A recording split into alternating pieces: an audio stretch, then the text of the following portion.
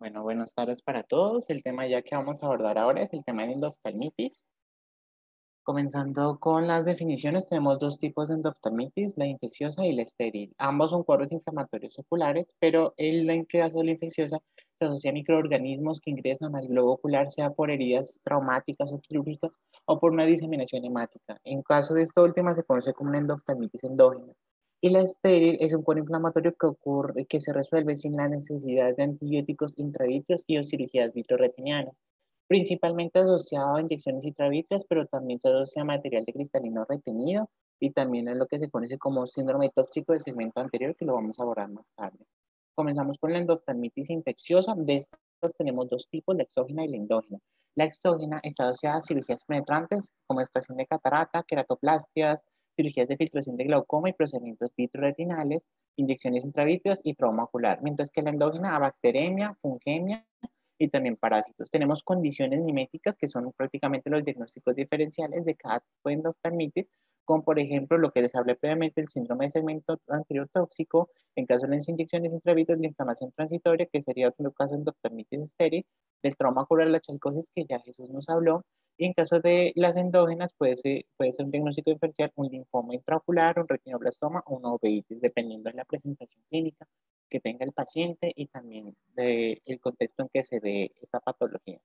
Tenemos una clasificación de endoftalmitis infecciosa según la vía de acceso que ya se les expuso previamente, según su presentación clínica, será aguda si tiene menos de 6 semanas después del postquirúrgico y es crónica cuando se presenta el cuadro después de 6 semanas. Y según la gente bacteriana o fúngica. Como generalidad, la exógena es la más frecuente, lo que les dije previamente, asociada a la entrada de patógenos por medio de lesiones quirúrgicas o traumáticas, más frecuente por bacterias, y esta pues no origina tantos hallazgos sistémicos, pero cuando se presentan a manera de fiebre y en hemograma con leucocitosis periférica. En cuanto a la endógena, se presenta cuando los ojos están estables, no han sufrido ninguna lesión. Se asocia con bacteremia o fungemia transitoria o persistente, o sea, mucho con pacientes inmunosuprimidos, en pacientes con enfermedades valvulares, pacientes con uso de drogas endovenosas, con catéteres permanentes, pacientes con alta estancia hospitalaria que hacen bacteremias, pacientes sometidos también a trabajo dental y usualmente es más frecuente por hongos y bacterias gram negativas. Hay que tener en cuenta en el contexto de una endoftalmitis del paciente diabético. El paciente diabético tiende a ser colonizado por bacterias gram negativas y gram positivos coagulasa negativos y el paciente diabético incrementa el riesgo de endoftalmitis sometido a todo tipo de procedimientos quirúrgicos. Comenzamos con la endoftalmitis exógena. Tenemos en este caso 5 tipos: la postquirúrgica aguda, cirugía de catarata, la pseudofaquia crónica, posinyección intravítrea, por ampollas filtrantes o postrabeculectomía y la endoftalmitis postraumática. Entonces, en cuanto a la endoftalmitis aguda por cirugía de catarata, se presenta una incidencia mundial de 0.04 a 0.1%, es más frecuente de origen bacteriano. Se asocia que la flora conjuntival del paciente ingresa al globo ocular, especialmente cuando se genera una comunicación inadvertida con el vitrio durante el acto quirúrgico. También se asocia con un lío sin una superficie parenizada, paciente inmunosuprimido, diabético o pacientes mayores de 85 años que ya están en la inmunosenescencia.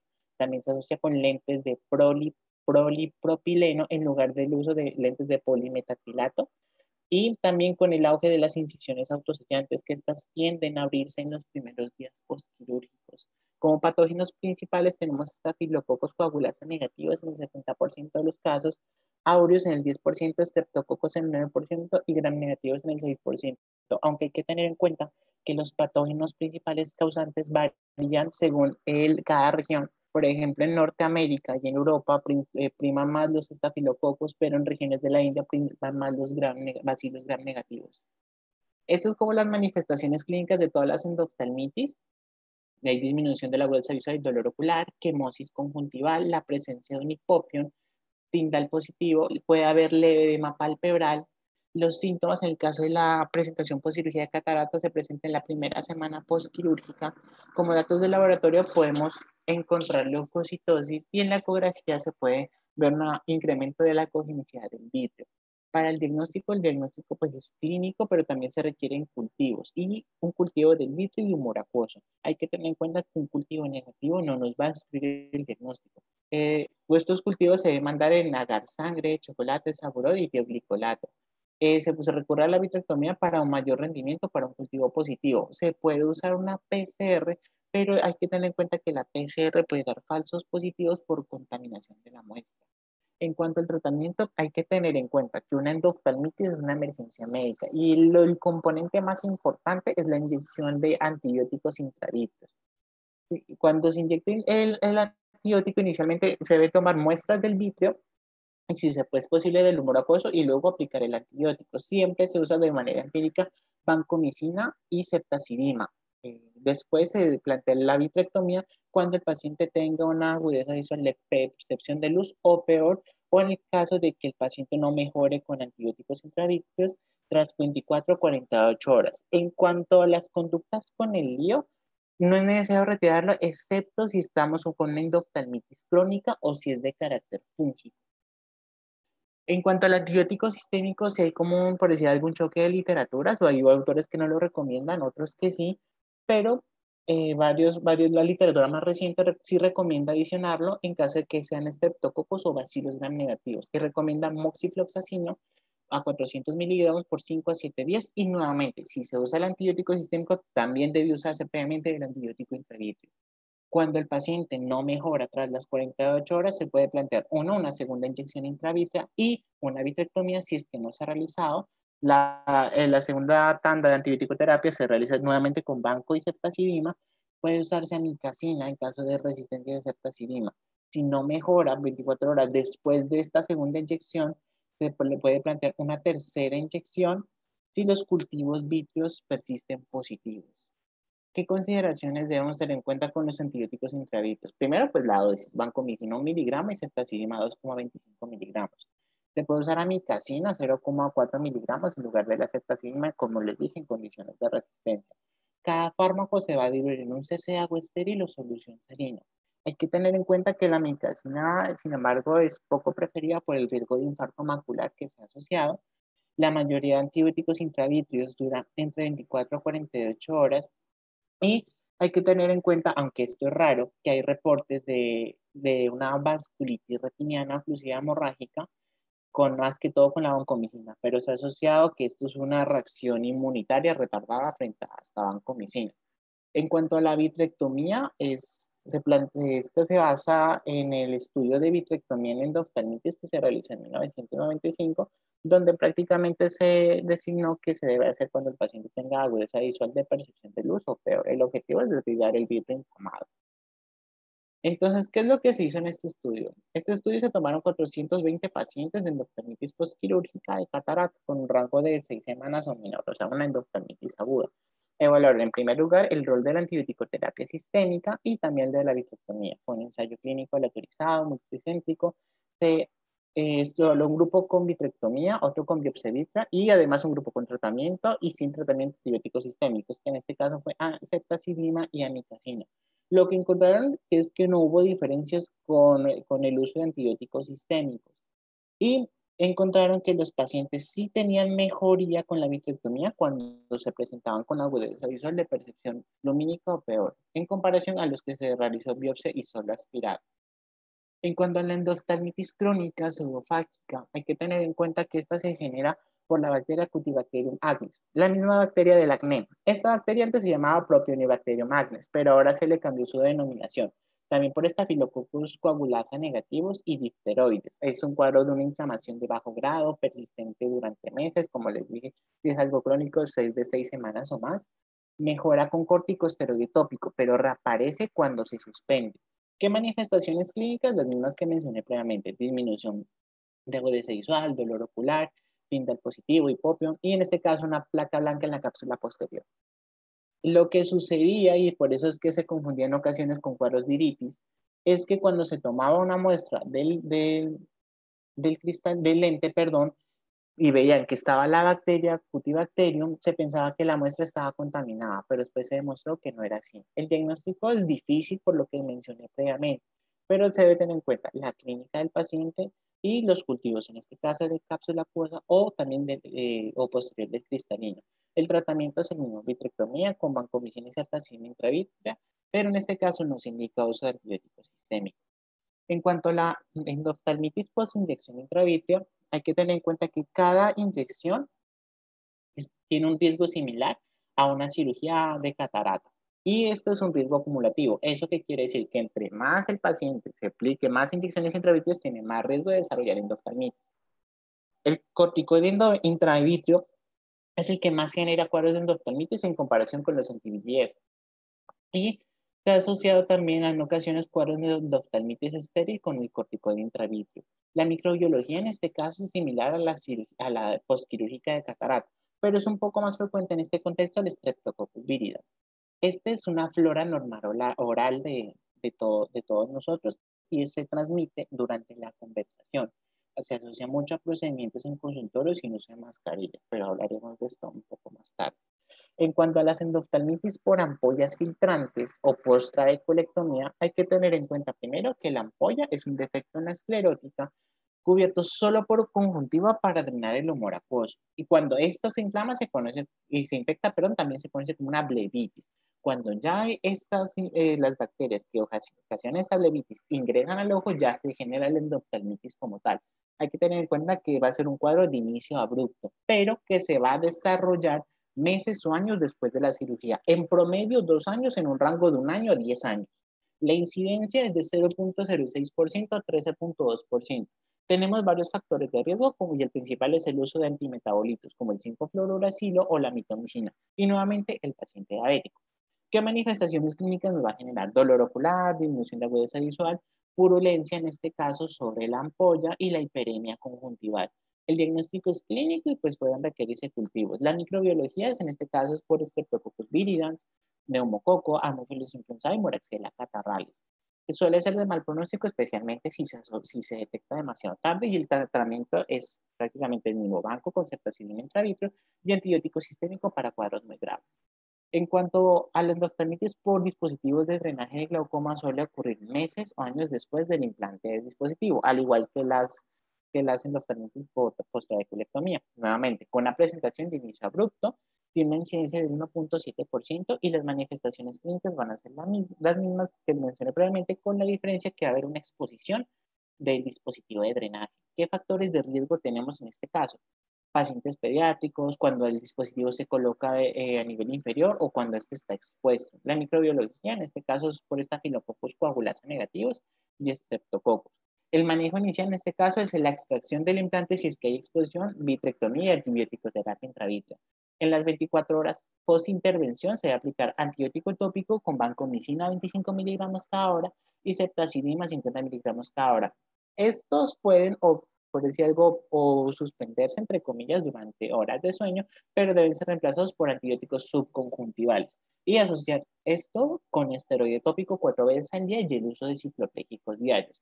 2 a 3 días después de la intervención se revalora al paciente. Si mejora, se hace la respectiva observación y reducimos el esteroide tópico progresivamente. Pero si empeora, se deben repetir los cultivos, plantear la reinyección de antibiótico terapia intravítrea y posiblemente plantear el uso de esteroides intraoculares, en este caso de dexamethasona. Y puede optarse por el cambio de antibióticos según los resultados de los cultivos. En cuanto a la endoftalmitis postraumática, que ya nos habló Jesús también, asociada también a un traumatismo penetrante en globo ocular, la causa más común son cuerpos extraños, el 53% de los casos, y hay mayor riesgo de endoftalmitis si el cuerpo es de origen vegetal. Hay otros factores de riesgo como presentaciones tardías después de una lesión postraumática, heridas contaminadas, heridas corneales o si la presentación se dio con catarata traumática. Los microorganismos causales son las especies de bacilos y los estafilococos. El tratamiento es prácticamente similar y como ya se habló en la anterior charla, vitrectomía con antibiótico terapia intravítrea. Hay nuevamente un choque con el uso de antibióticos sistémicos. En este caso, pues si se van a usar, se usa el levofloxacino para disminuir el riesgo de la endoftalmitis. Si está retenido, se debe extraer lo antes posible, si es orgánico o si es la fuente de infección. Si no es orgánico, este se puede eliminar más tarde cuando la infección y la inflamación hayan disminuido y los medios se vuelvan más claros. ¿Con qué hacemos seguimiento? Con la vancomicina 25 miligramos, ceftazidima 50 miligramos cada hora, tópica, esteroide tópico y cicloplégicos diarios. Hablemos un poco del rol de la ecografía y esta se usa cuando los medios opacos no permiten ver el segmento posterior. Y también ayuda a diferenciar mucho en el caso de endoftalmitis estériles versus infecciosas. Vamos a encontrar en la infecciosa opacidades vítreas, membranas vítreas, puede haber desprendimiento de retina, coroideo, Sin embargo, no hay una correlación con un microorganismo causante, es decir, que los hallazgos ecográficos no van a ser propios de una bacteria como tal, simplemente la ecografía nos va a ayudar a orientarnos si es algo infeccioso o si es algo estéril, como podemos ver en las imágenes. Aquí hay otro estudio sobre el uso de antibióticos intravitreos en pacientes alérgicos a las penicilinas, cefalosporinas y vancomicina. Es un estudio que se hizo en Atlanta, publicado en noviembre de este año. Se tomaron a 65 pacientes, de los cuales 53 tenían alergias a antibióticos autoinformadas. De esos, 46 eran alérgicos a la penicilina, 5 a las cefalosporinas, 2 a la penicilina y cefalosporinas y 2 a la vancomicina. Este fue un estudio de corte retrospectivo unicéntrico.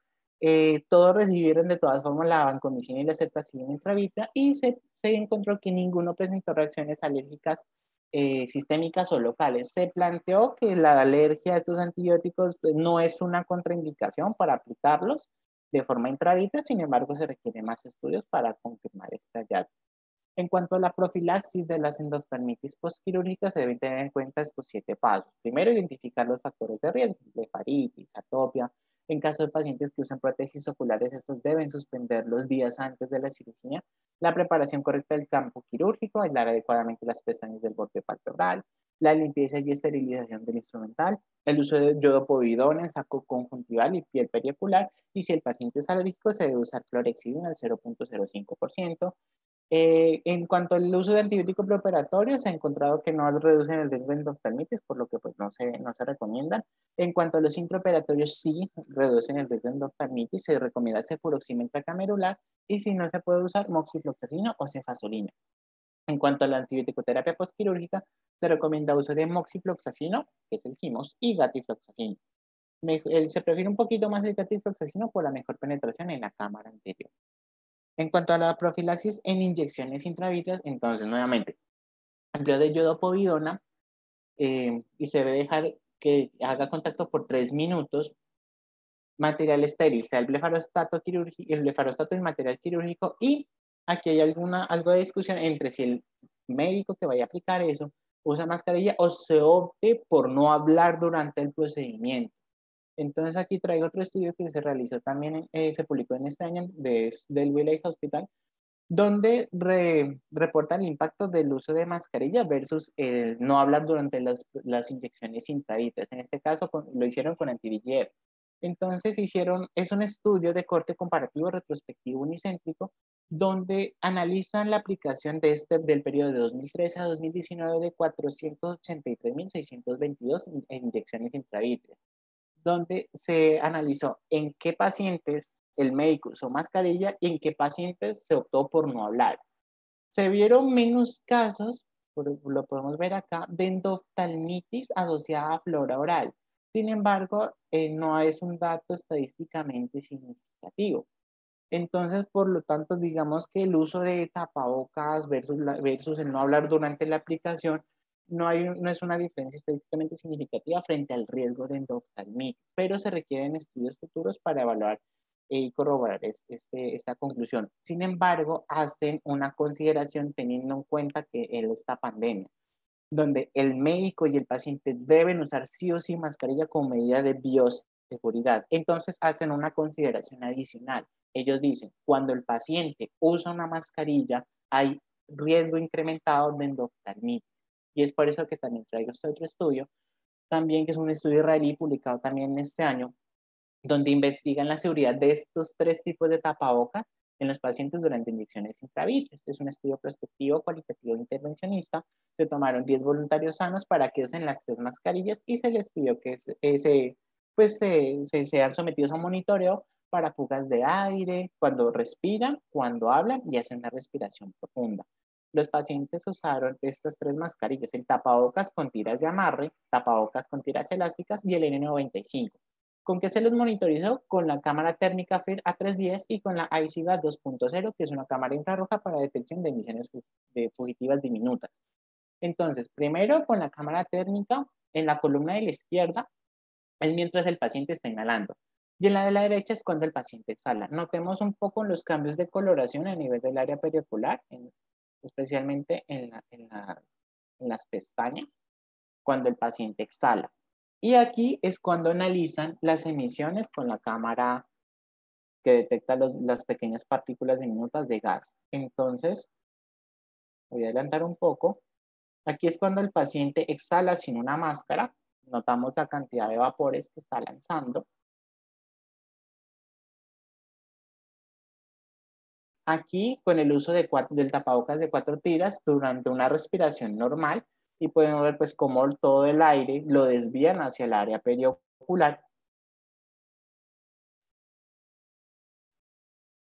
En este caso, cuando el paciente usa tapabocas de tiras elásticas durante una respiración normal, nuevamente se obtiene el mismo efecto de desviación del aire que emite hacia el área periocular. Cuando el paciente habla también con este mismo tipo de tapabocas de tiras elásticas,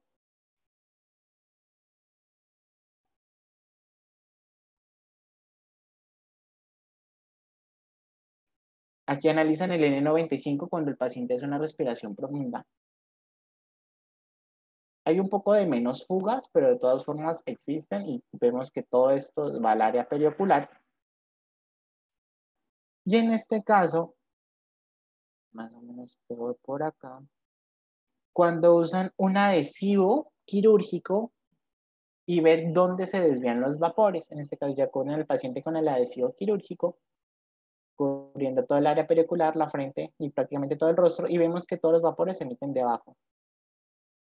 Entonces, prácticamente, pues, el hallazgo que reportan es que se detectan fugas, todo tipo de fugas de aire en estas mascarillas investigadas. Entonces, ¿qué es lo que recomiendan? Verificar el ajuste adecuado del tapabocas por medidas de bioseguridad y pegar los bordes superiores, que es lo más importante, sea con la cinta adhesiva médica o con un paño quirúrgico o con este tipo de elemento que lo muestran acá en el video, que es propio del estudio.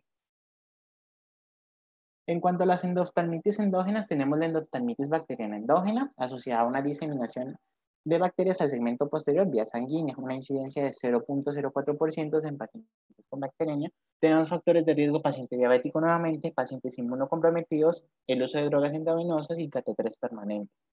La incidencia de microorganismos varía también por región. En Norteamérica y Europa es por Staphylococcus aureus, mientras que en Asia es por bacilos gram negativos, debido a que aquí en esta región hay presencia más de casos de abscesos hepáticos. El manejo, primero se debe policultivar al paciente para saber de dónde viene el origen de la infección. Antibióticos sistémicos y nuevamente el paciente debe ser estudiado en conjunto con infectología en su efecto con medicina interna. Y en este caso, nuevamente, antibiótico-terapia intravítrea y considerar vitrectomía de acuerdo a la agudeza visual del paciente. En cuanto a la endoftalmitis fúngica endógena, mismo mecanismo que la bacteriana endógena, diseminación hemática del hongo. En este caso hay una creciente prevalencia asociada mucho por el uso de drogas endovenosas, una incidencia de 0.05 a 0.4% en pacientes con fungemia. Las manifestaciones clínicas: disminución de agudeza visual, opacidades vítreas fúngicas blanco-cremosas en el fondo de ojo, lesiones retinianas elevadas, infiltrados retinianos con vasculitis o un absceso. ¿Qué factores de riesgo? Uso de drogas endovenosas, diabéticos y pacientes con inmunocompromiso. ¿Qué especies están asociadas? Cándida y Aspergillus. Entonces aquí podemos ver en los fondos de ojo respectivos de Aspergillus y Cándida, en ambos se presentan lesiones blanco-cremosas, vitritis, retinitis, en el caso de Aspergillus una lesión también amarillo-blanco, blanco-amarillenta, perdón, de retinitis y exudados subretinianos en el polo posterior. ¿Qué manejo se debe dar? Manejo primero en conjunto multidisciplinario con medicina interna y infectología, nuevamente policultivar para identificar el foco de la gente. ¿Qué antifúngicos sistémicos? Amotericina B o voriconazol. Se puede plantear vitrectomía de acuerdo a la agudeza visual del paciente y se puede continuar con antifúngico tópico o con natamicina y ciclopléjicos diarios. En cuanto a la endoftalmitis estéril, se debe tener en cuenta un cuadro inflamatorio ocular que se resuelve sin necesidad de antibiótico-terapia intravítrea o cirugía vitreoretiniana. Se conoce como una infecciosis causada por agentes tóxicos, lo que les dije previamente, y que estos son cuadros de las diferencias entre la infecciosa y la no infecciosa. La no infecciosa es usualmente leve, con una pérdida de visión leve a moderada, raramente presencia de fibrina y popio, opacidades vítreas suelen ser muy leves, puede haber o no congestión vascular conjuntival, aunque usualmente es ausente, y el curso clínico tiene una mejoría lenta. Y hay que hablar un poquito del síndrome tóxico del segmento anterior, que es un diagnóstico de diferencia de lo que hablamos previamente de la endoftalmitis por cirugía de catarata. Se asocia a una inflamación estéril, más que todo por los efectos tóxicos sobre el endotelio corneal, asociada a desinfectantes quirúrgicos, peróxido de hidrógeno e inserción de aire en el segmento anterior. Se identifica en el primer día de la cirugía y los síntomas suelen aparecer entre 12 a 48 horas postquirúrgica. Puede haber edema corneal de limbo, tindal positivo, sin hipopión. Las manifestaciones clínicas, pues visión borrosa, dolor leve ocular, un iris irregular con una pupila no reactiva y esta responde muy bien al esteroide tópico. Muchas gracias y eso es lo que tenía para mostrar.